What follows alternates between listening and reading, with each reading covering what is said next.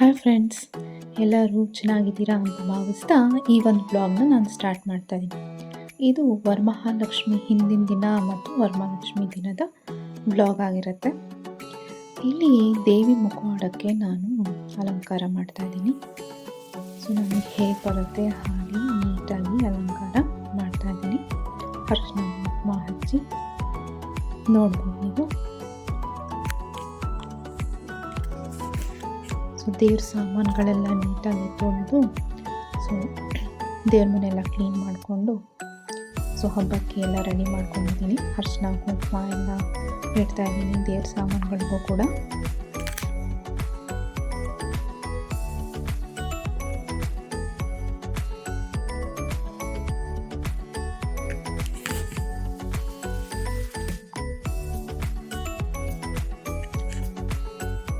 ದೇವ್ರಿಗೆ ಹೂವು ಬೇಕಲ್ಲ, ಅದಕ್ಕೆ ಹೂವನ್ನೆಲ್ಲ ಹೋಗಿ ಎಲ್ಲ ತೊಗೊಂಡು ಬಂದಿದ್ದೀವಿ. ಸೊ ಬರೋ ಮುತ್ತೈದರಿಗೆ ತಾಂಬೂಲ ಕೊಡೋಕ್ಕೆ ಎಲ್ಲ ರೆಡಿ ಮಾಡ್ಕೊತಾ ಇದ್ದೀನಿ. ಸೊ ಎಲೆ, ಅಡಿಕೆ, ತೆಂಗಿನಕಾಯಿ, ಬಳೆ, ಬ್ಲೌಸ್ ಪೀಸು, ಬಾಳೆಹಣ್ಣು ಎಲ್ಲ ಹಾಕಿ ರೆಡಿ ಮಾಡ್ಕೊಂಡು ಇಟ್ಕೊಂಡಿದ್ರೆ ಒಂದು ಸ್ವಲ್ಪ ಬ್ಯಾಗು ಸೊ ನಮಗೆ ನಾಳೆಗೆ ಬೇಗ ಕೆಲಸ ಆಗುತ್ತೆ ಅಂತ ಎಲ್ಲ ರೆಡಿ ಇಟ್ಕೊಳ್ತಾ ಇದ್ದೀನಿ.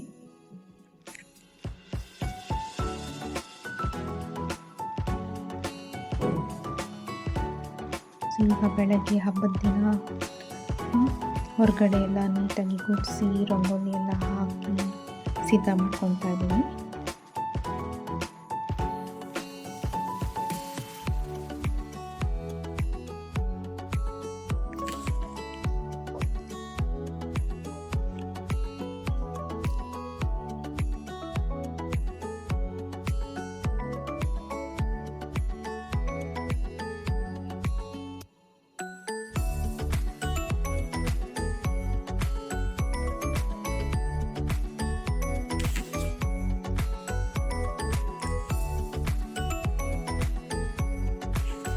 ಈಗ ಕಳಸ ಸ್ಥಾಪನೆ ಮಾಡ್ತಾ ಇದ್ದೀನಿ. ನೈಟೇ ಎಲ್ಲ ಸೀರೆ ಎಲ್ಲ ಉಡಿಸಿ ರೆಡಿ ಮಾಡ್ಕೊಂಡಿದ್ದೆ. ಈಗ ಕಳಸಕ್ಕೆ ನೀರು, ವೀಳ್ಯದೆಲೆ, ಹೂವು ಎಲ್ಲ ಹಾಕಿ ರೆಡಿ ಮಾಡ್ತಾ ಇದ್ದೀನಿ. ಫಸ್ಟ್ ದೀಪ ಅಂಟಿಸಿ ಆಮೇಲೆ ಹೂವಿನ ಅಲಂಕಾರ ಎಲ್ಲ ಮಾಡ್ತಾ ಇದ್ದೀನಿ.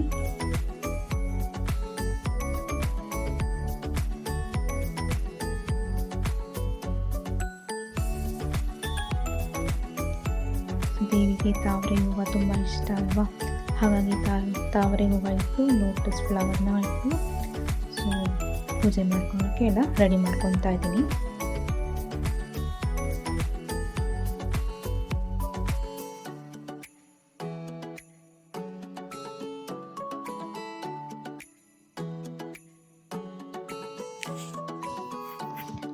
ಈಗ ಮಡಿಲಕ್ಕಿ ತುಂಬಕ್ಕೆ ಸ್ಟಾರ್ಟ್ ಮಾಡ್ತಾ ಇದ್ದೀನಿ ದೇವ್ರಿಗೆ.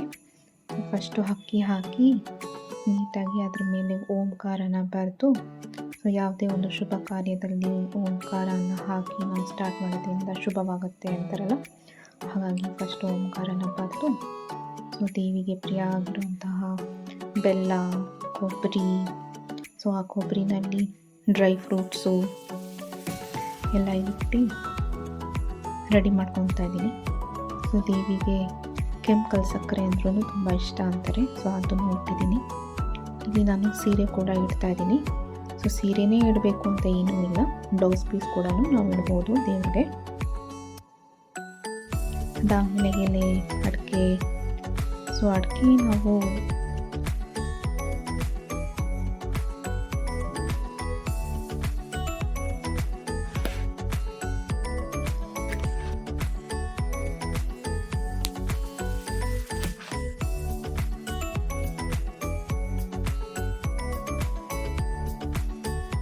ಬಟ್ಲಡ್ಕೆ ಎಲ್ಲ ಇಟ್ಟು ಸೊ ದೇವ್ರಿಗೆ ಎಲ್ಲ ಬೇಕಾಗಿರೋ ಸಾಮಾನೆಲ್ಲ ಇಟ್ಟು ಬಳೆ ಎಲ್ಲ ಇಟ್ಟು ಇಡ್ತಾ ಇದ್ದೀನಿ. ನನ್ನ ಮಗ ಬಂದು ನೋಡ್ತಾ ಇದ್ದಾನೆ ಏನು ಮಾಡ್ತಾ ಇದ್ದೀನಿ ಅಂತ. ಸೊ ಇಲ್ಲಿ ತೆಂಗಿನಕಾಯಿ ಮತ್ತು ಬಾಳೆಹಣ್ಣು ಆಮೇಲೆ ಇಡ್ತೀನಿ. ಸೊ ಇಲ್ಲಿ ಮತ್ತೆ ಒಂದು ಪ್ಲೇಟ್ ಇಟ್ಬಿಟ್ಟು ಅದರೆಲ್ಲ ಹಾಕಿ ಇಟ್ಟು ದೇವರ ವಿಗ್ರಹನ ನಾನು ಇಲ್ಲಿ ಕೂಡಿಸ್ತಾ ಇದ್ದೀನಿ. ಸೊ ಗಣೇಶನ ಪೂಜೆ ಎಲ್ಲ ಮಾಡಬೇಕಲ್ಲ, ಸೊ ಹಾಗಾಗಿ ಫಸ್ಟು ಗಣೇಶ, ಲಕ್ಷ್ಮಿ, ಆಮೇಲೆ ಒಂದು ಚಿಕ್ಕ ಕೃಷ್ಣದ ವಿಗ್ರಹ ಇತ್ತು, ವಿಷ್ಣು ಸ್ವರೂಪ ಅಂತ ಹೇಳಿ ಒಂದು ಕೃಷ್ಣನ ಇಟ್ಟು ಎಲ್ಲ ಹೂವು ಎಲ್ಲ ಹಾಕಿ ಸೊ ದೇವಿಗೆ ಪ್ರಿಯವಾಗಿರುವಂತಹ ವಸ್ತುಗಳು ಎಲ್ಲ ಇಟ್ಟು ರೆಡಿ ಮಾಡ್ಕೊಂಡಿದ್ದೀನಿ. ಇಲ್ಲಿ ಬೆಳಗ್ಗೆ ಸ್ವಲ್ಪ ಟೀ ಮಾಡಿ ಮನೆಯವ್ರಿಗೆ ಕೊಡ್ತಾ ಇದ್ದೀನಿ. ಹಾಗೆ ನೈವೇದ್ಯ ಎಲ್ಲ ಪ್ರಿಪೇರ್ ಮಾಡ್ಕೊಳ್ಬೇಕಲ್ಲ ಇವಾಗ.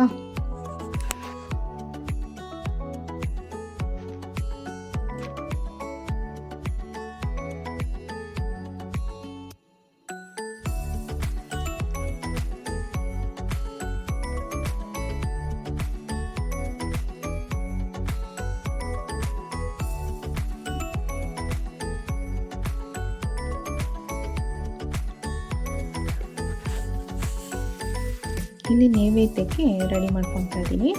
ಸೊ ಅಕ್ಕಿ ಮತ್ತು ಬೇಳೆ ಸೊ ಪೊಂಗಲ್ ಮಾಡ್ತಾ ಇದ್ದೀನಿ. ಸೊ ಅದಕ್ಕೆ ನಾನು ಫಸ್ಟು ಅಕ್ಕಿ ಬೇಳೆ ಬೇಯಿಸಿ ಇಟ್ಕೊಂಡಿದ್ದೀನಿ. ಅದಕ್ಕೆ ಬೆಲ್ಲದ ಪೌಡ್ರ್ ಹಾಕಿದ್ದೀನಿ ಮತ್ತು ಕೊಬ್ಬರಿ ಹಾಕ್ತಾಯಿದ್ದೀನಿ. ಇವಾಗ ಒಂದು ಕೊಬ್ಬರಿನೂ ಹಾಕೋಬೋದು, ಇಲ್ಲ ಮಾಮೂಲಿ ತೆಂಗಿನಕಾಯಿನೂ ಹಾಕೋಬೋದು. ಸೊ ತೆಂಗಿನಕಾಯಿ ತುರಿನೂ ಹಾಕೋಬೋದು. ನಾನಿಲ್ಲಿ ತೆಂಗಿನಕಾಯಿ ತುರಿ ಹಾಕ್ಕೊಂಡಿದ್ದೀನಿ. ಸ್ವಲ್ಪ ನೀರು ಹಾಕಿ ಚೆನ್ನಾಗಿ ಮಿಕ್ಸ್ ಮಾಡ್ಕೋಬೇಕು. ಸೊ ನಾನು ಆರ್ಗ್ಯಾನಿಕ್ ಬೆಲ್ಲ ಯೂಸ್ ಮಾಡೋದ್ರಿಂದ ನಾನು ಯಾವುದೂ ಸೋದಿಸಿಲ್ಲ, ಹಾಗೆ ಹಾಕ್ಕೊಂಡಿದ್ದೀನಿ ಬೆಲ್ಲ. ಸೊ ಇವಾಗ ದ್ರಾಕ್ಷಿನ ಹಾಕ್ಕೊತಾ ಇದ್ದೀನಿ.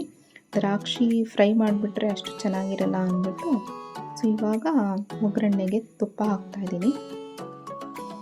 ಸೊ ತುಪ್ಪ ನಿಮ್ಗೆ ಎಷ್ಟು ಬೇಕೋ ಅಷ್ಟು ತುಪ್ಪನ ಹಾಕಿ ಸ್ವಲ್ಪ ಚಕ್ಕೆ ಅಲ್ಲ, ಲವಂಗ ಮತ್ತು ಏಲಕ್ಕಿ ಹಾಕ್ತಾಯಿದ್ದೀನಿ ಮತ್ತು ಗೋಡಂಬಿ. ಸೊ ಬರೋ ಮುತ್ತೈದೆಯರಿಗೆ ಎಲ್ಲ ಒಂದು ಪ್ರಸಾದನ ಕೊಡೋಣ ಅಂತ ಹೇಳಿ ಸ್ವಲ್ಪ ಜಾಸ್ತಿ ಕ್ವಾಂಟಿಟಿನಲ್ಲೇ ಮಾಡ್ಕೊಳ್ತಾ ಇದ್ದೀನಿ. ಸೊ ಹಾಕಿ ಇವಾಗ ಚೆನ್ನಾಗಿ ಮಿಕ್ಸ್ ಮಾಡಿಕೊಂಡ್ರೆ ನೈವೇದ್ಯ ರೆಡಿ ಆಗೋಯಿತು. ಸೊ ತುಂಬಾ ಟೇಸ್ಟಿಯಾಗಿ ಬಂದಿತ್ತು ಪ್ರಸಾದ.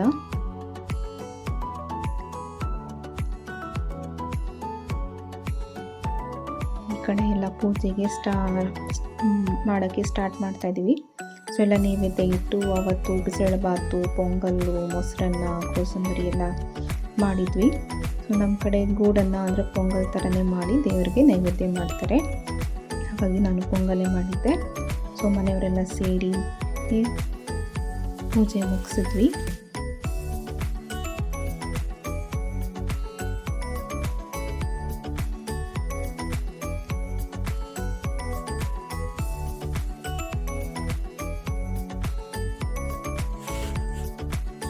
ಅದಾದಮೇಲೆ ಸಾಯಂಕಾಲ ಮುತ್ತೈದೆಯರಿಗೆಲ್ಲ ಕರೆದು ಅವ್ರಿಗೆ ಅರಿಶಿನ, ಕುಂಕುಮ, ತಾಂಬೂಲ ಎಲ್ಲ ಕೊಟ್ಟು ನಾನು ರೆಡಿಯಾಗಿ ಕೊಟ್ಟು ಮಾಡಿದ್ವಿ.